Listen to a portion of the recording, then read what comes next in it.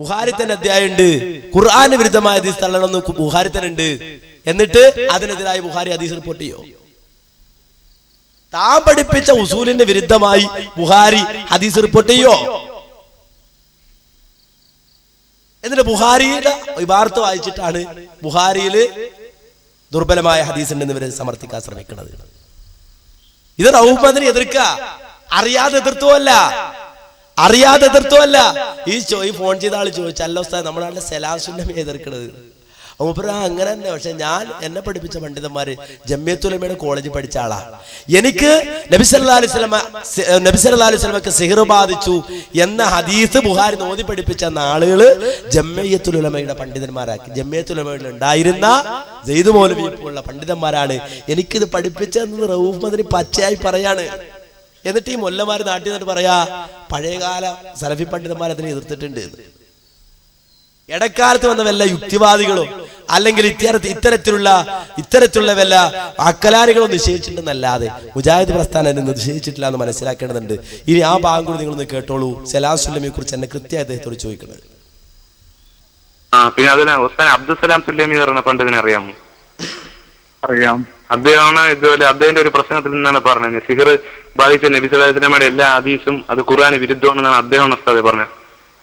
അത് എനിക്കറിയാം, അത് പറഞ്ഞതും അതിന്റെ പുസ്തകങ്ങളുടെ ലേഖനങ്ങളൊക്കെ. അതിപ്പോ എന്താന്ന് പറഞ്ഞാല് ഏത് വിഷയത്തിലും മുജാഹിദ് പ്രസ്ഥാനത്തിന്റെ അടുത്ത പണ്ട് കാലത്തും ചില പണ്ഡിതന്മാർക്ക് ചില ഒറ്റപ്പെട്ട അഭിപ്രായങ്ങൾ ഉണ്ടായിരുന്നു. ഇപ്പം അല്ല, ഇപ്പൊ ഇവിടെ തന്നെ നമ്മളെ കേരളത്തിൽ തന്നെ ഇപ്പം മറ്റേ ബദറിൽ മലക്കുകൾ ഇറങ്ങി എന്ന് പറയുന്ന വിഷയത്തെ പറ്റി ഉണ്ടായിട്ടില്ല, വെറും വാഗ്ദാനം മാത്രമായിരുന്നു. മരണപ്പെട്ടിട്ടുണ്ട്, ഇനി തിരിച്ചു വരില്ല, അങ്ങനെയൊക്കെ പറയുന്ന ആളുകളും പണ്ഡിതന്മാരൊക്കെ നിലനിന്നിട്ടുണ്ട്. ഇപ്പൊ അത് അവരുടെ ചിന്തയും വീക്ഷണം അവർക്കാണ് എത്തിയെങ്കിൽ അതിന് പോലും പഠിച്ചോന്നിട്ട് ആവട്ടെ എന്നല്ലാതെ ചെക്കുപ്പയിലുള്ള വീക്ഷണം ഇതാണ്. ഞാനൊക്കെ ജമിയത്തുൽ കോളേജിലാണ് പഠിച്ചത്, ആ അധ്യാപകന്മാരാണ് പഠിപ്പിച്ചു തന്നത്. കണ്ടോ, അദ്ദേഹം പറയാം ജമിയത്തുൽ ഉലമയുടെ കോളേജിൽ അദ്ദേഹം പഠിച്ചു മദനിയ. ആ ജമിയത്തുൽ ഉലമയുടെ പണ്ഡിതന്മാരാണ് ഈ വിഷയങ്ങൾ പഠിപ്പിച്ചു തന്നത്. അവരെല്ലാം ഈ കാര്യം കൃത്യമായി എനിക്ക് പഠിപ്പിച്ചു തന്നിട്ടുണ്ട് എന്ന് അദ്ദേഹം പറയാം. കൂട്ടത്തിൽ അദ്ദേഹം ഒരു മറുപടി കൂടി പറഞ്ഞു കൊടുത്തു. എന്താന്ന് വെച്ചാല് ചില ആളുകൾക്ക് ഒറ്റപ്പെട്ട അഭിപ്രായങ്ങൾ ഉണ്ടാവും, അത് എല്ലാ സംഘടനയിലും ഉണ്ടാവും. അത് മുഴുവൻ പേര് നടക്കല്ല നമ്മുടെ ബാധ്യത, കേട്ടോ. അപ്പോ ചിലർ ചോദിക്കാറുണ്ട്, സലാസുല്ലമി പണ്ട് ഇങ്ങനെ പലതും പറയാറില്ലേ, നിങ്ങൾ എന്താ എതിർക്കാതിരുന്നത്? ഇപ്പോ മാത്രല്ല, പണ്ടും എതിർത്തിട്ടുണ്ട്, മുമ്പ് എതിർത്തിട്ടുണ്ട്. ഒറ്റപ്പെട്ട അഭിപ്രായങ്ങൾ മൂപ്പര് പണ്ട് പറഞ്ഞിട്ടുണ്ടെങ്കിലും മുജാഹിദ് പ്രസ്ഥാനം വളരെ ശക്തമായി എതിർത്തിട്ടുണ്ട്. മൂപ്പര് പണ്ട് മുതൽ നമ്മൾ ഒരു കടിഞ്ഞാനും മേൽ നടന്ന ആളാണ് സലാസുല്ലമി എന്ന് അദ്ദേഹവുമായി ബന്ധപ്പെട്ട മുഴുവൻ ആളുകളും പറയാറുണ്ട്. എന്നാല് ഇത് മനസ്സിലാക്കാതെ അദ്ദേഹത്തിന്റെ മുഴുവൻ വിഴുപ്പുപാണ്ഡങ്ങളും ഇന്ന് സമൂഹ മധ്യത്തിലേക്ക് വലിച്ചിട്ടുകൊണ്ടാണ് യഥാർത്ഥത്തിൽ ഇന്ന് മടവൂരിൽ പ്രവർത്തിക്കുന്നത്. ഞാനൊരു ഉദാഹരണം ഞാൻ പറഞ്ഞുതരാം. എന്താന്ന് വെച്ചാല് സലാസുല്ലമിക്ക് ഒരു വാദം ഉണ്ട്, എന്ത്? മനുഷ്യന്റെ ശവം തിന്നാൻ സലാസുല്ലമിക്ക് ഒരു വാദം. സുബ്ഹാനല്ലാഹ്. ഇപ്പൊ മടവൂരികളെ കാണുമ്പോൾ നമുക്കിപ്പോ കൃത്യമായിട്ട് ബോധ്യപ്പെടാ ഇവർ ഈ ഫത്വ സ്വീകരിച്ചിട്ടാണ് ഈ നടക്കുന്നത്. മനുഷ്യന്റെ ശവം തിന്നാൻ. സുബ്ഹാനല്ലാഹ്. ഇതെവിടെ ഉള്ളത്? അയാളുടെ പൂർണ്ണ പുസ്തകം ഞാൻ പറഞ്ഞുതരാം, കേട്ടോളി. ഒരു മനുഷ്യന് വിശപ്പ് കഠിനമായി അവന്റെ അടുത്തൊരു മനുഷ്യന്റെ മൃതശരീരം ഉണ്ടെങ്കിൽ അത് ഭക്ഷിക്കുന്നതിന് വിരോധം ഇല്ല. ഇത് മടവൂരിൽ നാളെ ഫത്വയായിട്ട് കൊണ്ടുനടക്കുക. സലാസുല്ലമി ഇത് പറഞ്ഞിട്ടുണ്ടോ? ഇല്ലേ? ഉണ്ട്. എന്താ? ഒരു മനുഷ്യന് വിശപ്പ് കഠിനമായി അവന്റെ അടുത്തൊരു മനുഷ്യന്റെ മൃതശരീരം ഉണ്ടെങ്കിൽ അത് ഭക്ഷിക്കുന്നതിന് വിരോധം ഇല്ല. അപ്പൊ ഇതിങ്ങനെ കണ്ടിട്ട് നാളെ പോലെ കേരളത്തിലെ കഴിഞ്ഞകാല പണ്ഡിതന്മാർ മുഴുവൻ പറഞ്ഞത് മനുഷ്യന്റെ മൃതശരീരം തിന്നാം എന്നാണ്. മൊല്ലാക്കവര് വാന്ന് പറഞ്ഞത് നമ്മൾ എന്ത് ചെയ്യും? എന്നാൽ വളരെ കൃത്യമായി ഈ വാചകം ഉദ്ധരിച്ചുകൊണ്ട് തന്നെ ഉടൻ തന്നെ സലഫി പണ്ഡിതന്മാർ മറുപടി പറഞ്ഞിട്ടുണ്ട്. സലഫികൾ അപ്പൊ തന്നെ മറുപടി കൊടുക്കുക, സലാസുല്ലമി പറഞ്ഞാണ്, അവിടെ നമ്മളങ്ങനെ അണ്ണാക്കോടാതെ വിഴുങ്ങണം എന്ന നിലപാട് മുമ്പ് സ്വീകരിച്ചിട്ടില്ല. അതിനൊരു ഉദാഹരണം ഞാൻ പറയാ. ഇങ്ങനെ മനുഷ്യന്റെ ശവം തിന്നാന്ന് എഴുതിവിട്ടപ്പോ കൃത്യമായി 98-ലെ ശബാബായത്. ഈ ശബാബിലേക്ക് ഒരു ചോദ്യം. എന്താ ചോദ്യം? ഇസ്ലാം വളരെ ബഹുമാനത്തോടുകൂടി മൃതശരീരത്തെ മറവ് ചെയ്യാൻ കൽപ്പിക്കുകയാണ് പൊതുവായി നിർദ്ദേശിക്കുന്നത്. എന്നാൽ താഴെ വിവരിക്കുന്ന സന്ദർഭങ്ങളിൽ ഈ നിർദ്ദേശത്തിന് ചില ഇളവുകൾ നൽകുന്നുണ്ട്. ഒരു മനുഷ്യന് വിശപ്പ് കഠിനമായി അവന്റെ അടുത്തൊരു മനുഷ്യന്റെ മൃതശരീരം ഉണ്ടെങ്കിൽ അത് ഭക്ഷിക്കുന്നതിന് വിരോധമില്ല. നിർബന്ധമായ അവസ്ഥയിലാണ് അവന് ഇളവ് ലഭിക്കുന്നത്. ഒരു മൗലവിയുടെ മയ്യത്ത് സംസ്കരണ മുറകൾ എന്ന ഗ്രന്ഥത്തിൽ നിന്ന് 181, ഇതാണ് ആ ബുക്ക്, പേജ് 181 പേജിലുണ്ട് കേട്ടോ. മനുഷ്യ മൃതദേഹം ഭക്ഷിക്കാനുള്ള ഇളവ് ഇസ്ലാം നൽകിയതാണോ അതോ തലതിരിഞ്ഞ ഏതെങ്കിലും പണ്ഡിതന്മാരുടെ അഭിപ്രായമോ? ശബാബിലൊന്ന് ചോദ്യാണ്. എന്താ? തലതിരിഞ്ഞ ഏതെങ്കിലും പണ്ഡിതന്മാരുടെ അഭിപ്രായമോ? ആമസോൺ വനത്തിലെ പ്രാകൃത മനുഷ്യർ പോലും ചെയ്യുമെന്ന് തോന്നാത്ത ഈ ശവം തീറ്റ അനുവദിച്ച ഇസ്ലാമിൽ ജാഹിലിയ കാലഘട്ടത്തിലെ പോലെ ദുഷിച്ച സംസ്കാരം കടന്നുകൂടി എന്നാണോ മനസ്സിലാക്കേണ്ടത്?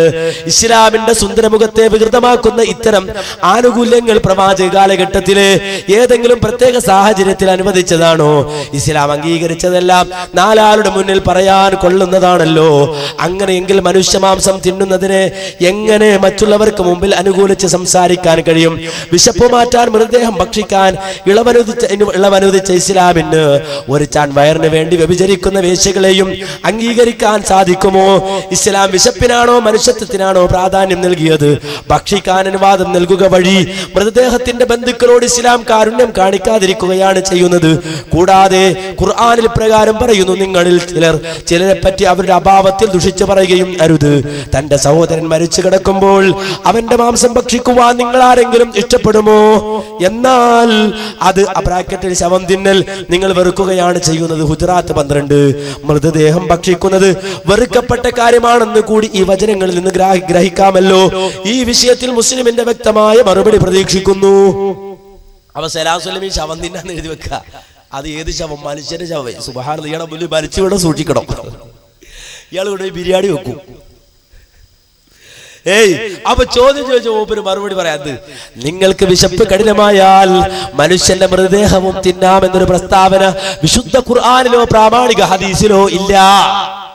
അതാണ് ആണത്തം, അതാണ് മുജാഹിദ് പ്രസ്ഥാനം, അതാണ് സലഫി പ്രസ്ഥാനം. സലാസുലൈം പറഞ്ഞ അണ്ണാക്കുടാങ്ങ് വിഴുങ്ങ, അത് ഞങ്ങളെ മടവൂരികൾ ഇങ്ങനെ ഏറ്റെടുത്ത് ഹുസൈൻ മടവൂരിന്റെ നേതൃത്വത്തിൽ ബാൻഡറും കെട്ടി കൊണ്ടടക്കാന്നുള്ളതല്ല. നേരെ മറിച്ച് പച്ച തോന്നിയാസം എഴുതി വിട്ടാല് ശക്തമായി എതിർക്കുക. അതിന്റെ ഇസ്ലാമിക വശം പറഞ്ഞു കൊടുക്കുക.